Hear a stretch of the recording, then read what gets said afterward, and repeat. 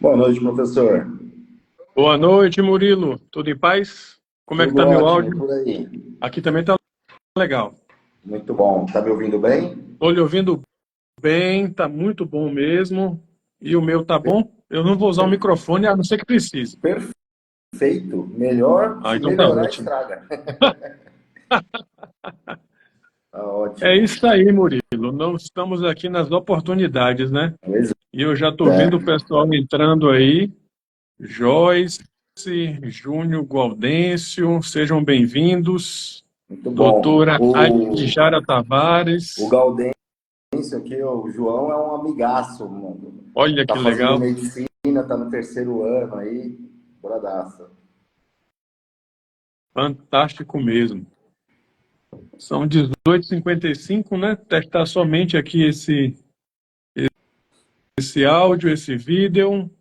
Ele já sinalizou aí, ó. Opa, meu amigo. Isso aí, João. Obrigado, mestre.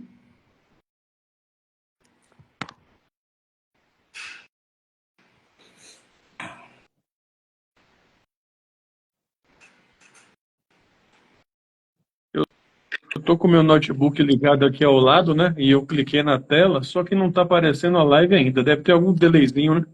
Ah, tem um delay. Tem sim. A sua Natural. já aparece. Será que eu tô clicando no seu? Deixa eu ver aqui se é no seu nome que eu clico. É isso mesmo, pronto. Já apareceu aqui. Deixa agora do Legal. computador só baixar o som, meu notebook. Pronto, baixei o som do notebook para não ter problema. Muito bom. Boa Então, noite, nós temos pessoal. mais 4 minutos. As pessoas que forem entrar, boa noite a todas e a todos. Estamos aqui numa oportunidade fantástica. Conseguimos 1 minuto na agenda do Murilo. E realmente hoje vai ser uma noite, 1 hora de muita interação. Escolhemos um tema, né, muito importante, que é hospitais inteligentes. O Murilo tem uma vasta experiência. Nossa audiência, né, já está há quase 20 dias nesse aguardo aqui em Salvador, Bahia. E aí, São Paulo, eu sei que também não vai ficar por trás. Com certeza. Tem bastante gente, viu? Convidei bastante gente. Vamos ver se o pessoal consegue entrar. São Paulo, por conta do trânsito, é sempre um desafio, né? É verdade. Eu já percebi isso e eu vou tentar marcar as próximas aqui 20 horas, porque justamente tem essa necessidade, né? Legal. Ó, Nordeste em peso, ó. Recife, ó. É verdade. Eu passei Muito bom. para os grupos aqui do Sebrae, da minha empresa, Bora Fazer, pessoal do Conselho Regional de Administração, os players aqui da saúde e a tua rede aí que é vasta também, eu sei que vai crescer daqui a pouquinho.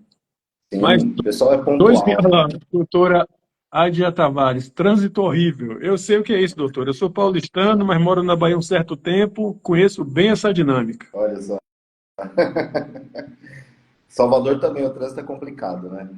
Ah, não está fácil, não. Está realmente numa dinâmica bem difícil e a gente tem que ver meios alternativos, né? Tem épocas aqui que eu saio de metrô, pego o ônibus aqui na porta de casa, faço integração com o metrô, vou para as atividades. Legal. Porque a gente gasta muito tempo realmente com transporte público ou com o carro, e aqui não tem rodízio ainda, né? São Paulo é que tem um rodízio Mas não resolve muita coisa, não. Na questão do trânsito, não resolve muito. complicado mesmo. Queridos e queridas, boa noite. Estamos dando início a GHMD Lives. Nós temos um compromisso de sempre fazer convite para players realmente diferenciados. São profissionais, são coaches, são o grande player da área de saúde e também aqueles players que mexem com tecnologia.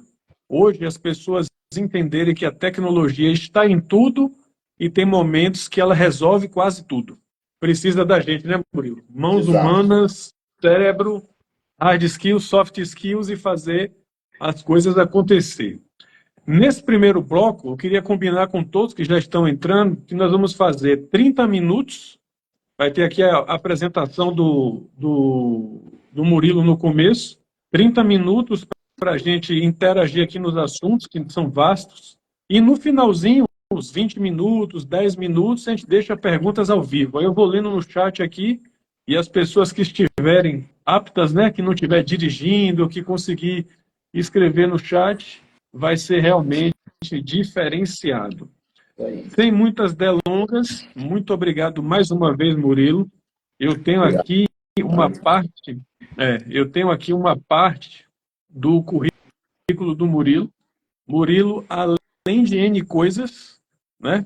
Murilo tem duas versões que casaram muito aqui com o nosso movimento, que é a engenharia clínica e temos aqui a parte corporativa. Na questão da engenharia clínica, o Murilo já mexeu com N situações aqui, a gente destacou aqui assim, não que são as mais importantes, né, mas as que são pontos-chave, são as vitais. Na engenharia clínica ele mexe, né, com monitorização de pacientes, sinais vitais, localização, queda, emergências. Eu trabalhei, Murilo, em 4 unidades de urgência e emergência aqui na Bahia. O Hospital Roberto Santos, que é o maior do Norte e Nordeste, o Centro Estadual de Oncologia da Bahia, que é referência em oncologia para a Bahia e circunvizinhança. Trabalhei no Hospital Ernesto Simões Filho, né, que são públicos de porta aberta, cirurgias de fêmur para idoso, aquela questão de hemodinâmica, né, para estabelecer pacientes.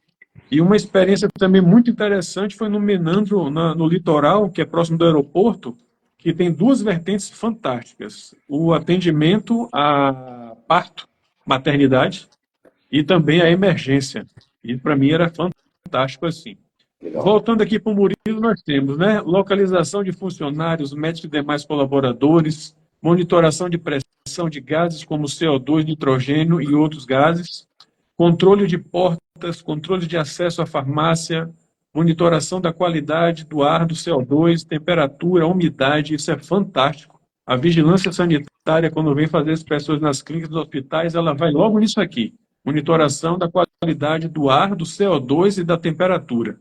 Dentro dos armários, né, dentro dos roupeiros, dentro do material de médico e hospitalar. Ela quer saber se está sendo acondicionado de uma maneira realmente com qualidade. E na parte corporativa, deu match aqui, ó, eficiência energética.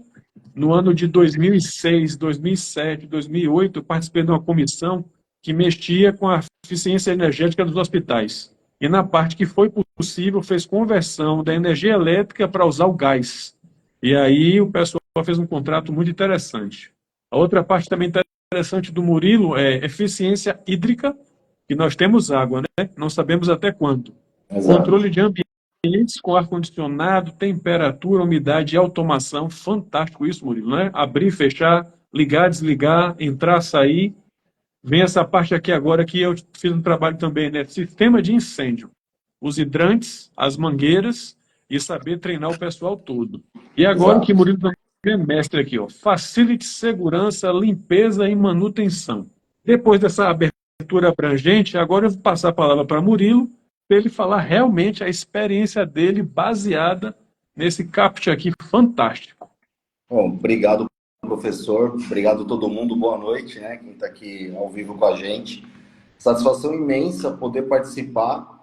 E assim, contextualizar um pouco de trás para frente, né? A minha primeira startup foi focada em medição de temperatura de geladeiras de vacina. Então, era uma solução voltada para a área da saúde. E muito disso veio, né, de uma influência que eu tenho dentro de casa, né? Minha esposa, enfermeira, né, trabalhava numa UTI e todo dia ela vinha com alguma situação inusitada e algum problema que ocorria por falta desses tipos de monitoração, falta de inteligência, né?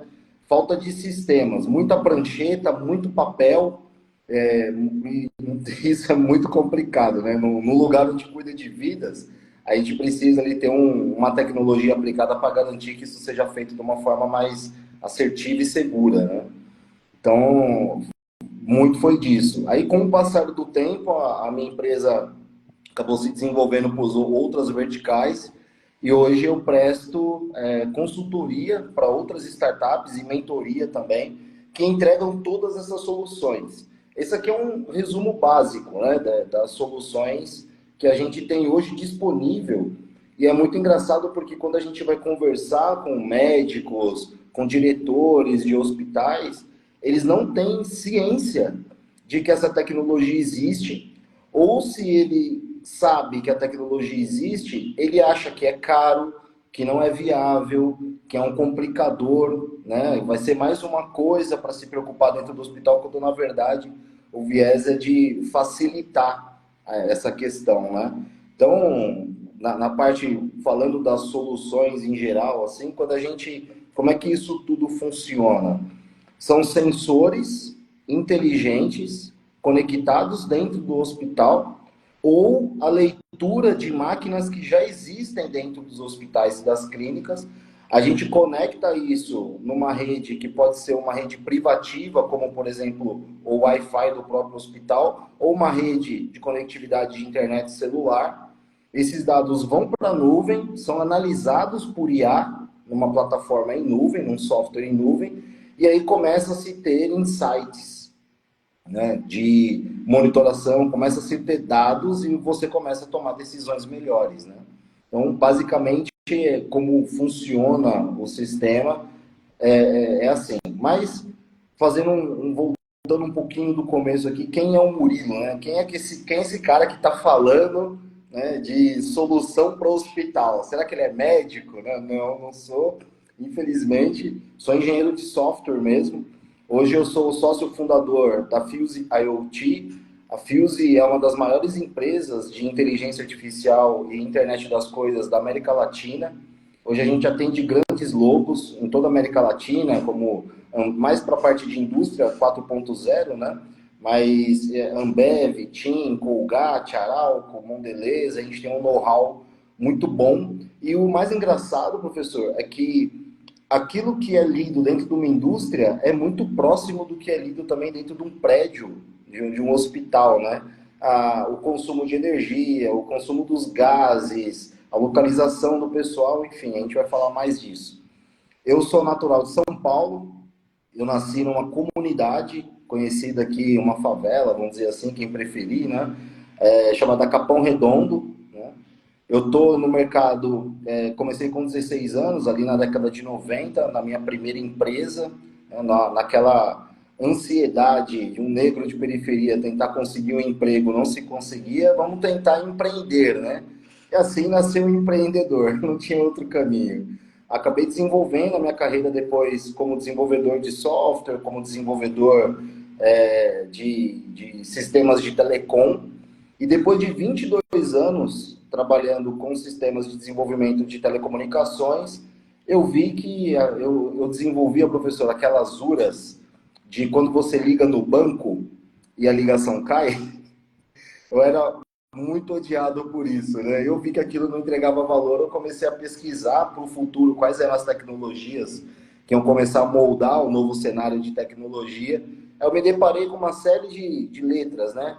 IA, Big Data, Data Science, um monte de nome legal, mas uma lá me chamou a atenção, que foi a Internet das Coisas, IoT, que é uma sigla em inglês, Internet of Things, né? E aí eu falei, pô, isso aqui pode mudar o mundo.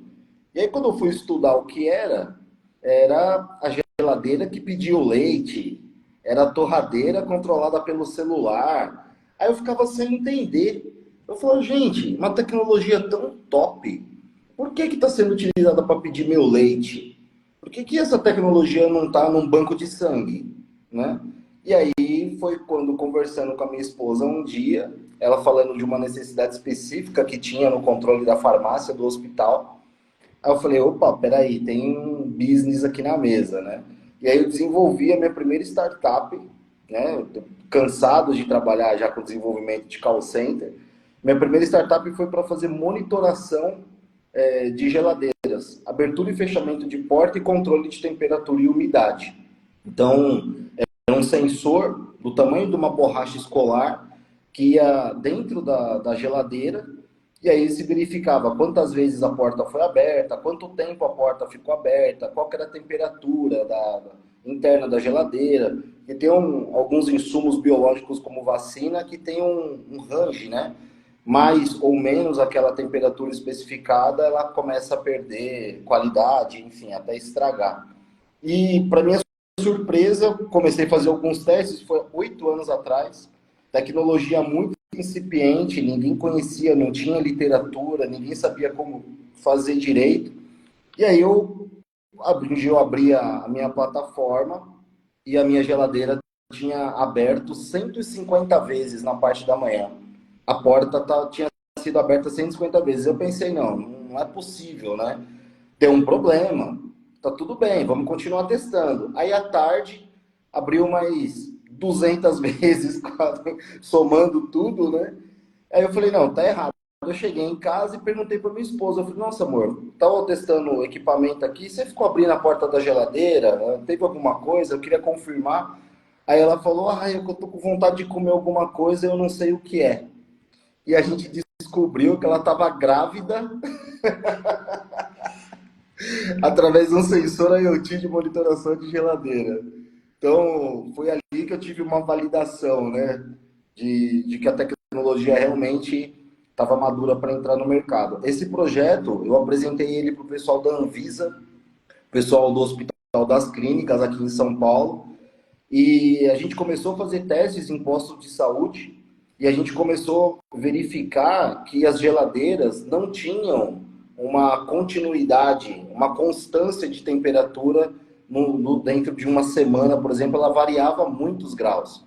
E essa variação ocorria, por exemplo, de madrugada, porque acabava a luz no posto de saúde, a geladeira ficava desligada 4 horas e a temperatura subia, mas no dia seguinte, de manhã, quando o posto de saúde era reaberto, a geladeira estava ok. Então ninguém percebia que tinha ocorrido um problema ali de madrugada. Então, portas abertas, eu fui fazer site survey, eu peguei falhas de procedimento, outras coisas diferentes de medicação e vacina dentro das geladeiras, né? Então, essa monitoração é uma coisa muito importante. Mas a gente está no Brasil, um país desafiador em todos os sentidos. Teve a troca do governo, na época o Dória era prefeito e ele foi se candidatar a ser governador do estado de São Paulo. E aí esse projeto acabou ficando numa gaveta lá da Anvisa, acabou não avançando. Mas eu continuei ainda atuando dentro da área da saúde em outros hospitais e tinha muitos hospitais com necessidades diferentes, dadas essas soluções que você acabou de falar na abertura, né? Então, assim, tem muita coisa para se desenvolver, para se fazer dentro de hospital, muita inteligência para ser aplicada, que tanto gera redução de custo para o corporativo, quanto gera qualidade para os pacientes, segurança para os médicos, né? Enfim, benefício para tudo que é lado, né? Depois dessa abertura fenomenal aí, eu queria conversar com você sobre alguns temas que são assim muito importantes e atuais. Legal. O primeiro que tem, né, colocado todo mundo para reestudar. Deixa eu botar um ré na frente, né? As pessoas já estudam, mas isso você tem que voltar, pegar uma bagagem que às vezes a pessoa não tem, que realmente é inteligência artificial. Então ele tem que voltar lá nos primórdios, tem que voltar no início, que nem a gente brinca aqui, né? Vamos voltar ao original. Então a inteligência artificial hoje, né, ela aplicada nos hospitais inteligentes, ela vai diminuir filas, otimizar processos, desestressar o corpo clínico, ajudar familiar e paciente. E uma coisa que é muito importante nesse meio termo todo, vai ter uma economia. Tempo, sem dúvida, valor e uma coisa que é mais importante, né? Sanidade. As pessoas vão sofrer menos psiquicamente. E estamos numa época que está muito difícil. Então, Murilo, nesse primeiro momento, fala para a gente assim, né, um pouquinho de triagem de pacientes, diagnóstico médico, previsão de demanda, como é que você pegou a sua experiência nesses aspectos? uma coisa que eu não vejo sendo feita ainda, né, mas são projetos que estão na boca de muitas startups, a questão da monitoração dos dados, dos sinais vitais do paciente quando ele chega, né? É uma coisa que facilitaria muito para a triagem, para saber se aquela pessoa está realmente necessitando de uma emergência ou não. Então, antes da pessoa ir, por exemplo, para a triagem, ela pode receber um relógio parecido com o Apple Watch, e esse relógio, ele coleta oxigenação, a temperatura, batimento cardíaco dessa pessoa, que já são dados que dão uma base para se tomar uma decisão mais rápida, ou se essa pessoa pode esperar. Então, isso aliviaria o processo da triagem no momento em que você está lendo isso na hora que a pessoa chega no hospital. A ideia, professor, é que no futuro próximo esses equipamentos estejam homologados pela Anvisa, pelo Inmetro, e esses dados sejam seguros para serem poder coletados, lidos, mostrados e sirvam para tomada de decisão. A ideia é que no paciente em casa, em home care, ou uma pessoa que está sendo monitorada, igual esse pessoal que faz o Doppler, né, que leva o radinho para casa, né, ela ter simplesmente um dispositivo que vai no pulso dela, um relógio, e ela ficar sendo monitorada, e quando tiver algum desvio padrão, automaticamente alertar uma equipe de socorro para ele. Então, já é uma solução que está pronta, né? Já é uma solução viável, já não é uma solução tão cara, vamos dizer assim. O que falta realmente é a mentalidade, né, que a gente precisa ter para popularizar esse tipo de solução. Imagina, você já recebeu um paciente já sabendo dados de sinais vitais dele, antes mesmo até dele começar a sentir alguma coisa. Então, existe, sem contar a parte do desenvolvimento de software também, do próprio preenchimento dos dados, a unificação desses dados numa única plataforma, num grande Big Data, né? E esses dados poderem ser trazidos para dentro de uma inteligência artificial e dizer se aquele paciente, baseado no histórico dele, qual seria a predição de alguma insurgência de uma doença, de uma enfermidade, alguma coisa assim. Então, eu volto a repetir, né? Isso já funciona, isso já está disponível, né? É importante a gente elevar esse conhecimento para esse setor, para que comece a ser feitos os testes, comece a ser colocada essa tecnologia e tanto o pessoal que trabalha quanto os pacientes comecem a se beneficiar disso, né? Fantástico. Uma experiência vasta, importante e que requer ainda, né, de entendimento da alta gestão de algumas instituições para mostrar para o tático e para o operacional que o trabalho dele pode ser melhor. Ele se Sem dúvida. desgasta menos, tem menos exposição na mídia, tem menos problema de judicialização, tem menos problemas com familiares, com acompanhantes que estão ali querendo o melhor atendimento para cada um dos seus pacientes.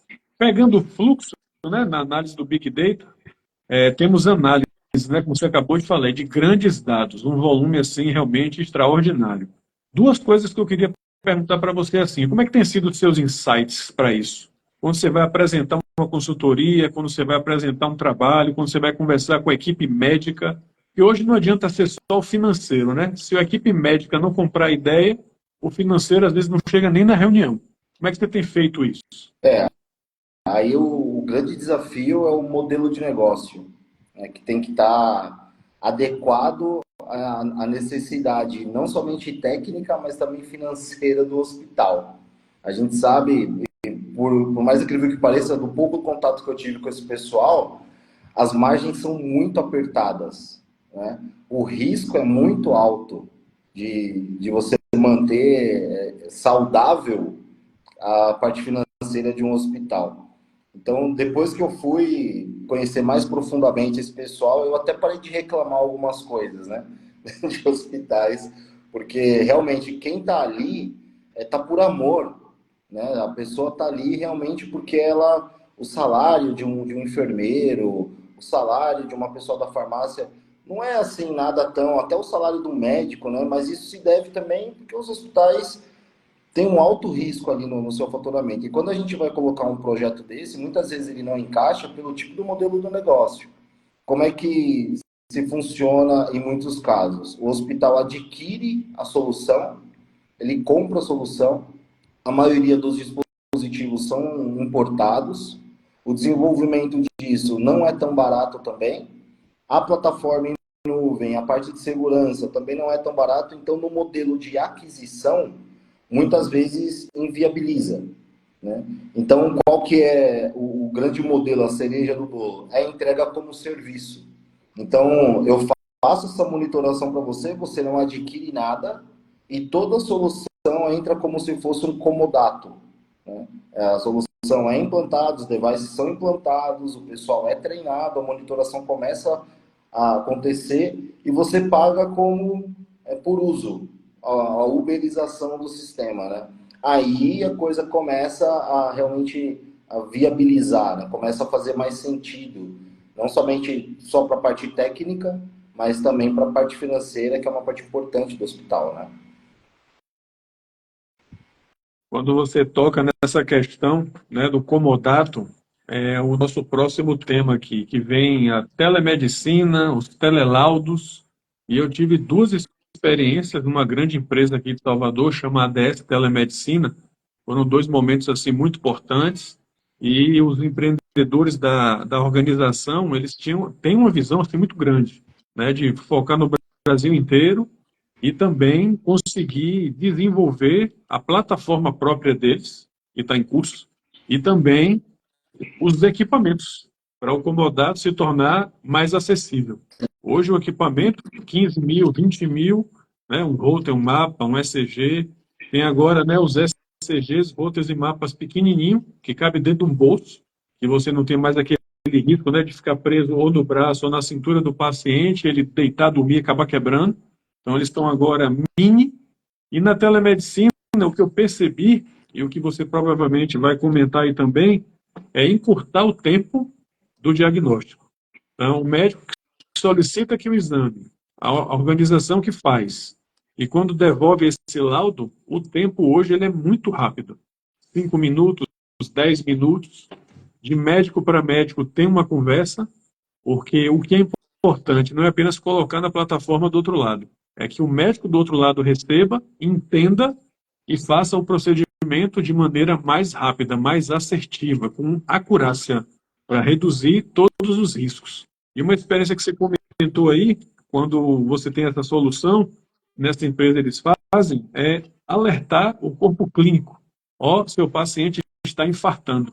Então, entre com os protocolos para reduzir essa incidência de um dano maior e o paciente ter uma salvaguarda realmente muito importante. Então, assim, na telemedicina, quando você trabalha ou trabalhou e nos telelaudos, o que mais te despertou assim para você poder fazer uma solução ou já adequar o que você tem?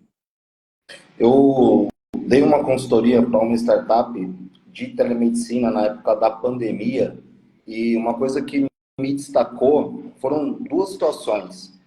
Uma, primeiro, foi a velocidade com que se poderia fazer uma consulta e, através de dispositivos, a coleta desses dados, o médico do outro lado da tela ver não somente o paciente, mas conseguir ver gráficos de batimento cardíaco, de temperatura, de pressão, já consegui ver isso em tempo real, né? Era uma consulta bem diferenciada. Mas esse projeto evoluiu e, além disso, ter me chamado a atenção, uma outra coisa que me chamou muita atenção foi a chamada reunião online que a gente está fazendo aqui hoje, mas sendo feita de um paciente que estava internado em isolamento e ele poder conversar com os familiares. Ele não podia receber visita, e aí cabe uma coisa que é muito importante e muito cara que eu quero dizer, de necessária, né, de importante dentro da tecnologia, que é conectividade. Dentro dos hospitais, eu não sei porquê, mas em muitas áreas, na verdade eu sei algum dos motivos, mas o celular perde o sinal, né? Você fica completamente sem sinal do celular. E aí ninguém consegue te achar, ninguém consegue falar com você, e você não consegue usar a tecnologia de jeito nenhum, internet de jeito nenhum. Então, quando você tem uma tela, essa tela está conectada e você consegue falar com um parente que está distante ali, aquilo dá um conforto. Eu vi pacientes podendo se relacionar com a família, mesmo que à distância, e aquilo ali ser algo que fez com que ele melhorasse o quadro clínico dele na linha do tempo, né? Não, o isolamento teve um impacto reduzido, vamos dizer assim. E esse grande projeto estava pautado, professor, em tecnologia de conectividade. Então, foi feito todo um trabalho de instalação de rede sem fio dentro do hospital, um cálculo de que suportasse, né, a rede suportasse esse pessoal conectado, todo mundo ao mesmo tempo, né, e a rede não caísse. E isso depois ficou lá como um legado, entregando outras tecnologias, como monitoração, localização de funcionários, de ativos, uma série de outras coisas dentro do hospital. Então, na parte de telemedicina, a rapidez na consulta e a assertividade para o diagnóstico já baseado em dados lidos ali em tempo real e o benefício para quem está acamado, né, e poder falar com quem está do lado de fora também. Isso, sem dúvida, foi as duas coisas que mais me impactaram. Na E minha não é uma solução experiência, cara, né? continue. Não, eu só ia falar isso. Aham. Na minha experiência, o que eu achava mais fantástico, assim, mais pontual, é atender várias localidades e as unidades, até para se deslocar, o paciente se deslocar, tinha um custo muito alto. Sim. Primeiro, o tempo, né? Que é o fator, assim, é o ativo mais difícil hoje. E o tempo de um paciente que está infartando com AVC é questão de minutos, fração de minutos. Uma Sim. emergência pode ele ficar numa condição muito ruim, mas com o resultado de um exame desse em 5, 10 minutos, dá para o médico. Não, toca, vai para a cirurgia, ou realmente é um paciente eletivo, ele suporta até amanhã e amanhã continua o tratamento dele. Isso que eu achava fantástico. E dentre essas duas coisas, o que também para mim era muito importante era o suporte que a empresa dá aos clientes e aos pacientes, né, que são 24 horas, eles não têm momento de interrupção. Então, isso que Sim. realmente salvaguarda muito o paciente, ajuda muito o médico, a equipe de enfermagem e o serviço como um todo. O próximo assunto que você tocou logo no começo, que sempre para mim é muito curioso, né, que é a internet das coisas. Sim. Então, as experiências que você tem na área de saúde, queria ouvir e queria entender quais são as soluções que você tem aí para comercializar, patentear, entregar, que estão aí, às vezes, guardadinhas sete chaves. Então, a solução hoje de prateleira mais para a parte corporativa, né, a minha empresa entrega, mas a possibilidade da gente fazer customizações também para entender a parte clínica é possível, é até correlata. Quando a gente está falando, por exemplo, da monitoração de controle de ambiente, controle de temperatura, salas de ar-condicionado, temperatura, umidade e qualidade do ar. Então, existe uma resolução da Anvisa que a um determinado número de ppm ali de gás carbônico disperso no ar, o ar começa a se tornar tóxico, causa letargia, sonolência, intoxicação nas pessoas. E isso é um índice de má ventilação, né? A variação da temperatura para mais ou para menos gera desconforto e a umidade também gera desconforto respiratório, no olho, enfim. Então, hoje, a solução que eu acho que faz mais sentido falando de internet das coisas é de controle de ambientes e monitoração de pacientes. Essa solução do relógio, que eu acabei de falar, de ler os dados do paciente, tem um outro, que é uma solução via Bluetooth, que parece aquelas pulseiras de camarote, né? É um pouquinho mais grossa que a pulseira do hospital, na verdade, né? Que a gente usa normalmente. Essa pulseira, um paciente consciente orientado, por exemplo, que está andando no corredor fazendo caminhada de fisioterapia, andando sozinho, tem paciente que vai no banheiro sozinho. Se ele cair no banheiro, vai soar um alerta antes dele puxar a cordinha. já tem, essa solução já está pronta hoje. Se ele se perder no hospital, ele pode apertar um botão nessa pulseira e acionar um alerta e o corpo clínico saber aonde ele está e buscar ele. Então, se ele está deitado na maca ou se ele levantou da maca, quanto tempo ele está fora da maca, são todas soluções que já estão disponíveis falando do clínico. Já do corporativo, essa do ar-condicionado, de monitoração de qualidade do ar, também já está, é solução de prateleira, contratou, instalou, e toda a parte de eficiência energética também. É um problemaço para os hospitais, a parte de eficiência energética. E aí o pessoal fica tentando ir para a energia solar, né? Mas a energia solar tem um custo alto de equipamento, não tem uma eficiência tão grande quanto é a força da companhia, né? Então, a parte de eficiência energética nada mais é do que fazer as medições e você conseguir identificar alas do hospital que não precisariam estar com as lâmpadas ligadas, equipamentos que não precisariam estar ligados e estão desperdiçando energia. Então, tem uma série de sensores e atuadores que são colocados dentro da parte da rede elétrica e a gente consegue monitorar, trazer esses dados, aí a ler esses dados, ela cruza o horário do dia com a quantidade de luz, com a quantidade de energia que está sendo consumida e ela toma ali a decisão de ligar ou desligar aquelas lâmpadas porque não tem necessidade. E isso já traz uma redução, e nos nossos estudos a redução de energia é em torno de 30%, só com automação inteligente. O hospital que gasta aí 50, 100 mil reais, vamos falar 100 mil reais de conta de luz, um hospital grande, a gente está falando de uma redução de 30 mil, 35 mil reais por mês. É bem substancial. E isso são dados que a gente tem de cases de clientes que a gente já atua hoje no Brasil inteiro. Então, são coisas factíveis que dá para a gente mostrar, né? Uma outra coisa que está na mão também é a parte de facilities, de limpeza. Quantas vezes a gente entra no banheiro e atrás da porta tem uma prancheta, onde a pessoa que vai fazer a limpeza anota o nome, a hora que entrou, a hora que saiu, dá um visto, né? E quem é que confere aquilo? Quem é que tem certeza?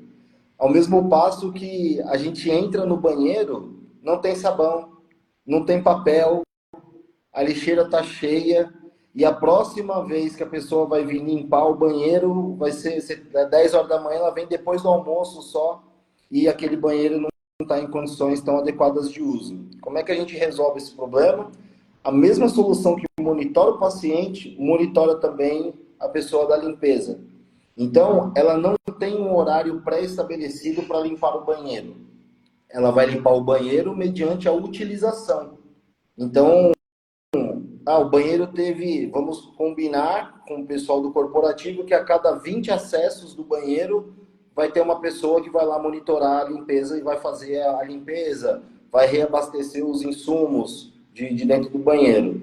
Então, a cada 20 acessos, se teve 10 acessos de manhã, não precisa voltar lá ainda. Então, você economiza tempo, você melhora a qualidade do ambiente, economiza recurso e você elimina aquele papel que fica atrás da porta que não serve para nada. Aquilo depois vai para uma planilha de Excel e ninguém vai olhar direito aquilo também e fica sendo um trabalho perdido. Perde-se muito tempo na tentativa de controlar isso daí com papel, né? Então, essas são algumas das soluções que estão na prateleira. Se o cliente quiser, ele pode esticar a mão, pegar e levar para dentro do hospital. Eu acho fantástico quando você fala disso, porque aí se torna realmente um hospital smart, né? Inteligente. Tem momentos que tem um fluxo muito maior. Eu trabalhei Sim. aqui em 4 portas abertas de hospitais e tinham momentos à noite que eram muito críticos, quando chegava politraumatizado ou quando chegava baleado. E aí, Nossa. meu irmão, era sangue para tudo quanto era lado. Teve uma certa feita aqui em Salvador que teve uma chacina, foram 14, 15 homens que chegaram baleados, já praticamente mortos, né? Aí naquelas macas e aquela questão, né, das pessoas entender como é que a limpeza deve funcionar, como é que deve preservar as imagens, como a equipe médica e a equipe de assistência e a equipe de, um exemplo, vigilância, polícia, né? Todo esse pessoal trabalhar num conjunto assim muito fantástico. Ainda nesse assunto, quando você comentou, me veio aqui duas memórias importantes, né, na parte de automatização das tarefas, que são a parte, né, de lixeiras, que Sim, também não é um negócio que é de se deixar de lado, que tem o lixo normal hospitalar, tem o lixo administrativo e tem o lixo infectante. Se tem alguma coisa nessa área também para dizer, ó, a caixinha de pérfuro cortante já está no limite, para a pessoa não sim, querer enfiar mais um e furar o dedo. Né? Aquela sim, parte do balde também está quase para transbordar. Que o paciente ele não está vendo isso, mas o profissional que está naquele corre-corre ali, para ajudar a salvar a vida, para ajudar a dar uma eficiência no atendimento, tem momentos que ele não consegue, né, dar aquela paradinha básica para olhar, está quase cheio, está no limite. E pode causar o quê? Acidente de trabalho, diminuir o efetivo, e para mim é a parte mais difícil, né, em toda unidade de saúde, repor esse profissional. Não é com o tempo tão rápido. sim. Sim. O sensor que vai na lixeira, ele pode ser de dois tipos, a depender do tipo de material que está sendo depositado na lixeira. Pode ser um sensor de peso, e aí, com a variação do peso do lixo, é lançado um alerta, e aí a pessoa da limpeza verifica uma rota e ela sabe, a lixeira 2 do terceiro andar da ala B. Ela vai saber onde está essa lixeira. A gente vai dar um nome para ela. E aí aquela pessoa vai subir, vai descer naquele andar, naquela lixeira pontualmente. Ela também não vai precisar perder tempo passando no andar, olhando uma por uma, arrastando um saco na mão, né? Ou com um carrinho. Ela vai exatamente nos pontos onde precisa ser feita a coleta. Esse sensor de peso é útil para coisas que têm demasiado peso e se consiga realmente medir. Coisas muito leves, como papel, embalagem de medicamento, seringa descartável, essas coisas são leves. Então elas fazem um volume maior do que ela faz um volume maior do que o que ela realmente representa de peso. Aí é um outro tipo de sensor que é de ultrassom. É um sensor de volumetria. Então esse sensor ele vai encaixado em cima de qualquer lixeira e naquele momento ali ele começa a fazer a leitura e a varredura da altura do lixo dentro da cesta. Começou a chegar no nível crítico e você pode classificar os alertas. Vazio, vazio tá verde, lá no dashboard, quando você for fazer a monitoração, tá no amarelo, tá até o meio, passou do meio já começa a ficar vermelho e alerta a pessoa para ela ir naquela lixeira especificamente coletar esse lixo, tá? Já veio uma vez um dos projetos, você falou de perfurar o dedo, né? Esse tipo de coisa. Veio um projeto desse tipo para a gente fazer essa medição de volume do lixo dentro daquela caixinha amarela, onde é depositada as seringas e as agulhas, né? O material infectante descartável ali. Justamente porque quem é que vai saber quando é que se ter o processo mental de se preocupar que aquilo está cheio? Então a pessoa vai ficar pegando e sacudindo, vai ter que ficar olhando, né? E quando na verdade poderia ali ter um dispositivo e aquele dispositivo alertar, ó, chegou no limite, pode descartar e ser feito o processo de limpeza. Então existe muita solução, é a mesma solução inclusive do banheiro, da lixeira do banheiro, né? Que pode ser adaptada em diferentes setores dentro do hospital. Vamos agora entrar num assunto que, para algumas pessoas, parece que não tem importância, mas tem hospitais que é muito importante. Rastreamento de pacientes. Sim, Por exemplo, paciente psiquiátrico, paciente renal crônico, paciente cardíaco, né, que tem aquele momento ali que qualquer situação é o limiar, né, entre a vida e a morte, entre a vida e a morte. E também no rastreamento de pacientes, não é só os sinais vitais. Tem paciente que sai do leito, vai passear no hospital e some. Quando você menos esperar, cadê o paciente? Sai pela porta de entrada, ou está em algum lugar que não é para ele estar, ou vai comer numa hora que não é para comer, ou vai para uma área que seria realmente inacessível e ele consegue entrar, e dá um certo trabalho para encontrar essas pessoas. Você Sim. consegue explicar? Você consegue mostrar alguma solução já nesse sentido também? Existem duas soluções com duas tecnologias distintas. Uma é com uma solução de RFID.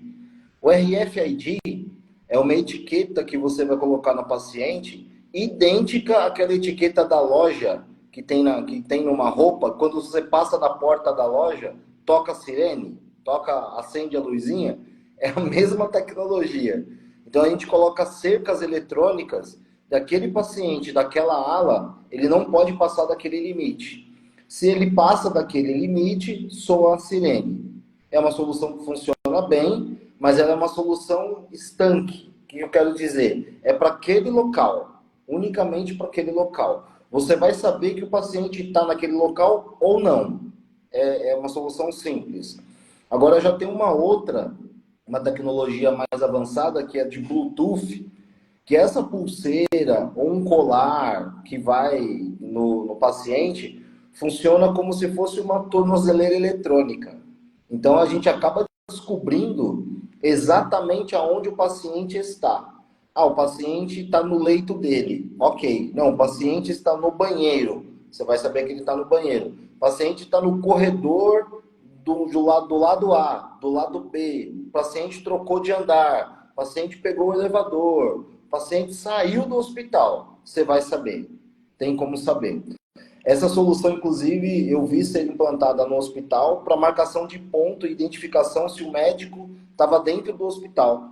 Então, tinha essa informação que o médico saiu, não, o médico não está mais no hospital. E ninguém ficava mais procurando ele, já tomava a decisão rápida ali de procurar um outro profissional, por exemplo, né? Então, a entrada e saída nesse hospital era controlada por esse tipo de situação. O pessoal da cozinha também era monitorado dessa forma. Onde que está o carrinho? Né? Será que o carrinho está parado em algum lugar? Existe essa mesma solução que identifica a localização dos pacientes, é a mesma que pode ser implantada para identificar ativos. Máquina de raio-x, cadeira de roda, maca. Pelo seu sorriso, eu acho que vocês já ficaram procurando cadeira de rodas, né? Já ficaram procurando onde está a máquina de raio-x, ninguém sabe onde está no andar tal. Portátil. Portátil, isso. Essas máquinas Isso. portátil, de exame portátil, né? É o mesmo sistema e com o Bluetooth a gente consegue saber não somente a localização, mas a exata localização, aonde está aquele equipamento. Se está na sala A, se está na sala B, se está perto de algum funcionário, se algum funcionário levou, porque eu consigo medir a localização da pessoa com a localização do equipamento. Se eles estão se movimentando junto, eu sei que aquele funcionário está com aquele equipamento. Se aquele equipamento parou num ponto e o funcionário se distanciou, eu sei que aquele funcionário deixou aquele equipamento ali, parado. Então eu começo a ter uma série de dados de rastreamento interno, que chama Indoor Tracking, e a gente consegue dar inteligência para melhores tomadas de decisão dentro do hospital também. Dois assuntos aqui importantes, né? Doutora Tassiana, ela é uma fisioterapeuta, mexe muito com cuidados paliativos, top das Legal. galáxias. E no nosso comentário ela colocou aí, né, nas questões de queda também. Sim, Tem paciente que às vezes sim, está deambulando para algum lugar e ele cai. Possa ser sim. que ele fique desacordado, possa ser que complique alguma cirurgia, possa ser que seja um momento assim que essa queda, que realmente não é prevista, ela tenha uma repercussão negativa. Reabordagem de cirurgia, um atraso na fisioterapia, e são questões, né, que realmente são muito delicadas. Paciente oncológico, paciente renal crônico, que eu lidei muito no hospital, né, mutilados, chegavam de cadeira de roda e precisavam ter aquela eficiência. A cadeira de roda no térreo, entrar, subir no serviço, passar pelo elevador, chegar lá em cima, colocar ele no leito para fazer a hemodiálise, e a cadeira tinha que ser desmobilizada para outro paciente. Quando ele terminasse as 4, 6 ou até mais horas, a cadeira tinha que voltar para ele, para realmente ele fazer todo o trajeto de volta para o carro familiar, ou o carro da prefeitura, ou o carro do estado que trazia e levavam eles. Tem dois assuntos Sim. agora, Murilo, que são assim, né, aquela cereja do bolo, que para mim são muito atuais e a gente conhecia do meu tempo como outro nome, né? Interoperabilidade. É entender como é que os equipamentos conversam entre si e aumentam realmente a eficiência da utilização deles. E nesse gancho ainda, padrões de dados. Como é que você tem mexido com as duas coisas, né? O equipamento que está lá na emergência, que tem que comunicar, antigamente era com DICOM, para saber que o laudo ia chegar lá de uma maneira muito rápida. Mas se deu problema aqui na frente, nunca vai chegar do lado de cá. Então isso para mim que é uma dificuldade grande. Até hoje existe uma dificuldade ainda, mas o cenário melhorou muito, né? Antigamente a gente precisava fazer integração de sistema com parte de infraestrutura cabeada, né? Então, se colocava uma placa no meio do caminho, se colocava um equipamento, puxava um cabo para um lado, um cabo para o outro, e aí interligavam-se os sistemas, o chamado ponto a ponto. Então, aquele sistema ele só conversa com aquele outro determinado sistema. Não são dois sistemas que podem conversar com outros dois, tem pouca inteligência. Não se forma uma rede. Veio a questão das redes de computadores, que deu uma melhorada, mas hoje existem muitas formas de você integrar sistemas. E isso tudo é feito via software. Então, existe um padrão dentro da engenharia de desenvolvimento de software, alguns padrões, posso citar os nomes aqui, só a título de curiosidade, como as APIs, JSON, XML, são tipos de arquivo, são tipos de troca de informação que são padronizadas. Então, um sistema da empresa A dos Estados Unidos fala com um sistema da empresa B da França e fala com o sistema da empresa C do Brasil, porque eles conversam nos mesmos protocolos. Então, a parte de interoperabilidade, cruzamento de dados, eu posso ter inclusive é isso que eu faço na minha empresa, na Fuse IoT. Imagina que eu estou dentro de uma indústria onde eu tenho vários sistemas monitorando vários sistemas de produção. Pressão do gás, a temperatura, o motor está ligado ou não está, onde o funcionário está, são vários sistemas. A plataforma ela une tudo isso nesse tipo de integração via software e eu tenho cruzamento desses dados para tomar uma melhor decisão. Muitas vezes, só ter, por exemplo, o dado da temperatura da sala é muito pouco. Por exemplo, uma sala de tomografia que o ar-condicionado tem que estar constante, uma temperatura específica, né? Se a máquina de ultrassom, senão o equipamento começa a deteriorar, né? Esse tipo de monitoração. Só a temperatura é muito pouco. Se eu estiver medindo a temperatura, é uma coisa da parte do ambiente. Se eu estiver medindo o consumo elétrico, aí já é uma parte da elétrica. Se eu estiver medindo a pressão do sistema do fluido refrigerante do ar-condicionado, já é do ar-condicionado. Então, olha só, eu tenho 3 ambientes diferentes, com 3 variáveis, que se a temperatura começar a subir, eu vou saber, está faltando energia no ar-condicionado. Mas o ar-condicionado está ligado, a temperatura está subindo, qual que é a pressão do fluido? Está sem pressão, tem um vazamento. E aí a manutenção começa a acontecer mais rápido, de forma mais eficiente e assertiva. Mesma coisa para o ambiente clínico, né? A gente começa a cruzar dados de vários sistemas dentro do hospital e a gente começa a ter mais inteligência. Imagina o dado da ocupação de vaga do estacionamento versus a quantidade de pessoas que estão ali aguardando para ser atendidas versus a quantidade da ocupação. E você conseguir fazer uma predição de quantos leitos estão sendo liberados, por quantos leitos vão ser ocupados nas próximas horas. Então, esse cruzamento de dados vem dessa integração e interoperabilidade dessas plataformas, desses softwares. E, mais uma vez, na parte de dados, eles são hoje padronizados. Existem linguagens específicas que os sistemas usam e isso facilita muito esse tipo de integração. Facilita muito mesmo. O nosso último assunto aqui, para a gente abrir para perguntas. Antes disso, eu queria fazer uma menção aqui, ó. Vanessa Crossia. Professor, nos conceda mais lives como essa. Mestre de nível de conteúdo tão enriquecedor voltado à tecnologia. Parabéns pelo seu trabalho e iniciativa. Vejo a importância do tema vidas e dos seres. Tem uma Legal. outra que foi dia 26 de fevereiro, que foi com um player chamado Márcio Belmonte. Quem for no meu Instagram está lá a live também, eu vou colocar essa também. E ele falou muito sobre inteligência artificial no segmento de saúde. A gente conseguiu destrinchar muita coisa assim. Sim. E nessa com você está sendo fantástica, porque a gente está vendo as instituições de saúde e fatores que a gente não comentou eficazmente lá. A gente, né, parece que assim, até combinou. O que a gente não falou lá, está falando aqui. Então, quem pegar as duas vai ver muitos insights, muitas ideias muito assim, futuristas. E eu estava assistindo hoje um vídeo, né, da Revolução 4.0. Aí eu falei, rapaz, isso foi de 2014. Tem coisas que acertaram, que tem acontecido realmente, e tem coisas que ainda vai acontecer. Né? A época da Kodak, da Polaroid, a época do Watson, Sim. né? Reduzindo os parâmetros na questão médica, falando para você não se tornar mais advogado, que vai ter tanto o sistema de inteligência artificial que o advogado, infelizmente, ele vai ficar um pouco para trás. Eu não acredito nisso ainda não, mas preciso crer que possa ser que em algum momento realmente aconteça.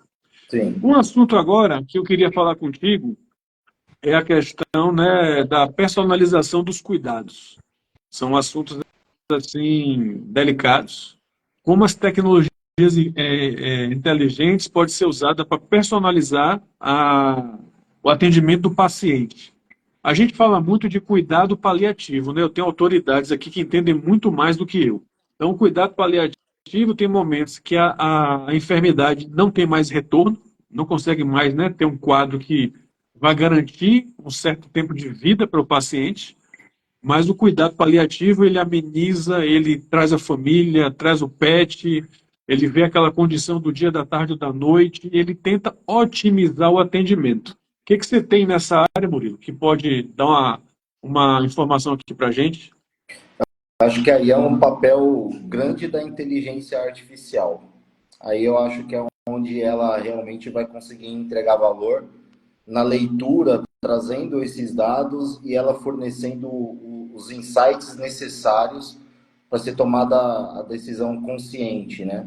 Coisas que eu vejo na personalização do atendimento é uma coisa que me chamou muita atenção e é recente, assim como tem impressora de órgãos, né? Hoje, que é algo extremamente futurista, né? Irreal, tão difícil de se imaginar que um dia vão poder imprimir um fígado, né?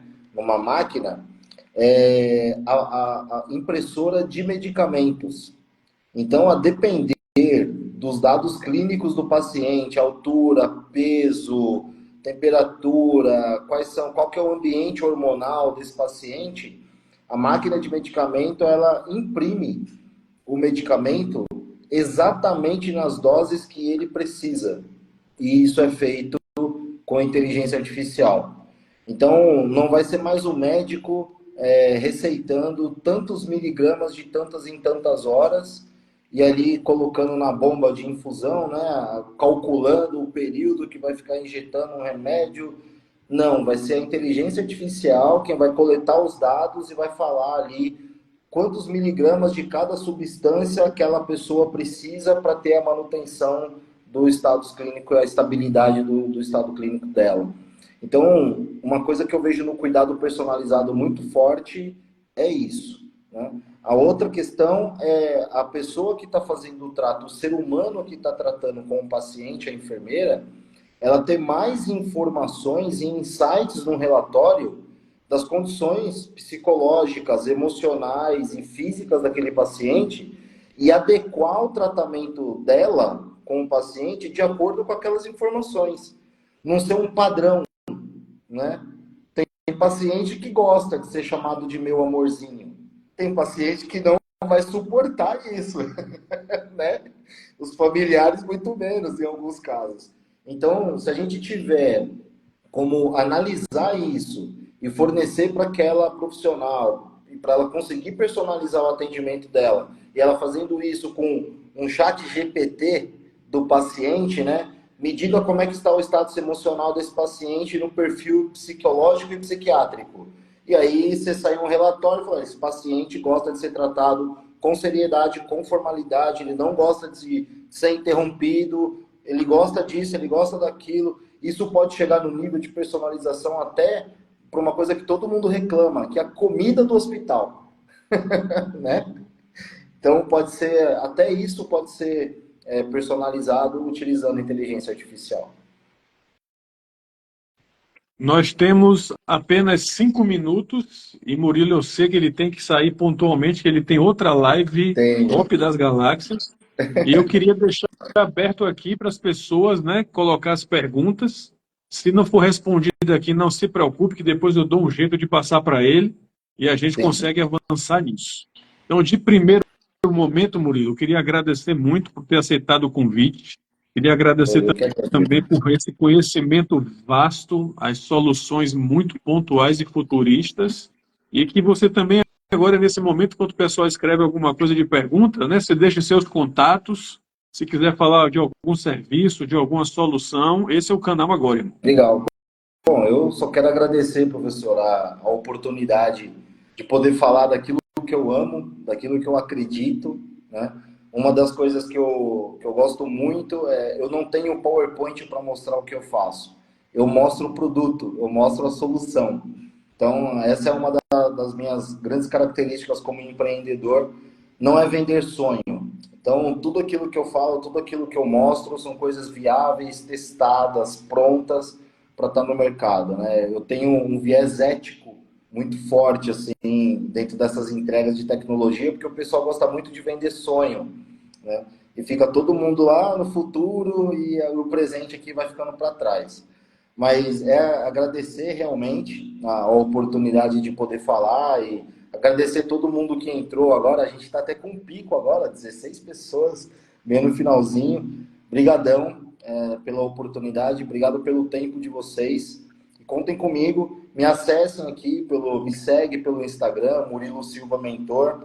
Se vocês tiverem alguma dúvida, qualquer comentário, feedback, sugestão, elogios, críticas, vai ser muito bem-vindo. Fala comigo pelo direct, eu estou à disposição de todos vocês. Obrigado mais uma vez pela oportunidade, obrigado a todo mundo. Ainda temos aqui 3 minutos, então temos que aproveitar esses 3 minutos. LGPD. Nas soluções, você tem que se atentar muito para isso também, né? Lei Geral de Proteção de Dados. E na parte hospitalar é mais sensível ainda, porque ali eu tenho informações que não é somente a idade, o nome, o endereço, eu tenho informações de dados íntimos daquela pessoa, né? De situações que ela está realmente vulnerável, né? De saúde ou psicologicamente, enfim. Então, tem que se tomar um cuidado maior quando a gente está falando de LGPD, né? Porque os dados são muito mais sensíveis do que somente o seu CPF, né? O seu número de telefone. Mas é isso. Ó, o pessoal já começou a me seguir. Obrigado, Tassi. A Ciana é muito top mesmo. A gente está programando uma, né, sobre fisioterapia e cuidados paliativos para abril.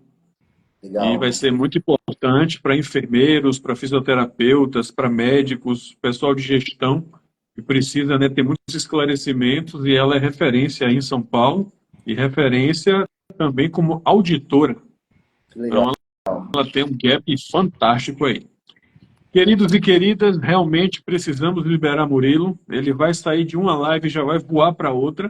E essa segunda-feira, GHMD Lives, nós temos também aqui em Salvador um evento que eu criei chamado GHMD, que é a Guidoni Health Management. A gente faz uma imersão de 8 horas ou até 10 horas. Eu elenco 8, 10 palestrantes com temas variados, todos ligados à saúde, e se torna uma imersão. Então, a próxima edição eu estou vendo aqui se é abril ou se é maio, porque tem uns detalhes, né, que tem patrocinador, tem público, tem auditórios, tem que organizar muito bem isso para as pessoas presenciais estar aqui e ver se esse ano com os patrocínios eu consigo fazer uma versão também online, para as pessoas de longe também poder participar. E aí já sei que eu vou começar com o Murilo nessas questões aí que ele domina muito e a gente pode bolar também uma parceria nesse sentido aí. Perfeito. Conta comigo, professor. Obrigado mais uma Então, vez, beleza. pessoal. Beijo Grande enorme. abraço, boa noite. Murilo, se você quiser, você vai saindo. Eu vou me despedindo aqui devagarzinho. E não Perfeito. tropeça aí não para entrar na outra live não, tá? Já entra logo de pé direito aí. Bora lá. Obrigado, gente. Um abraço. Tchau, tchau. Valeu. Então, gente, hoje foi esse o nosso bate-papo. Murilo é um cara fantástico. Nós fazemos parte de um grupo do Fernando Seabra chamado Bora Fazer. A gente entende que o serviço tem que ser muito bem feito e temos que levar conteúdo de valor para as pessoas ao longo do Brasil e até internacional. Então, queria agradecer a todos que estão aqui. Uma boa noite para todos vocês. Obrigado pelo tempo, obrigado pela interação, obrigado por algumas perguntas que eu já vi aqui que eu vou colocar para o Murilo no PV dele. E até a próxima. A minha próxima vai ser dia 13. Eu vou estar conversando com o doutor Hugo Oliveira e nós vamos falar sobre oncologia pediátrica. Nos mesmos locais que eu coloquei esse card, eu vou colocar o próximo card também e vai ser um assunto fantástico. Um grande abraço. Eu saio aqui por último para apagar a luz e até a próxima.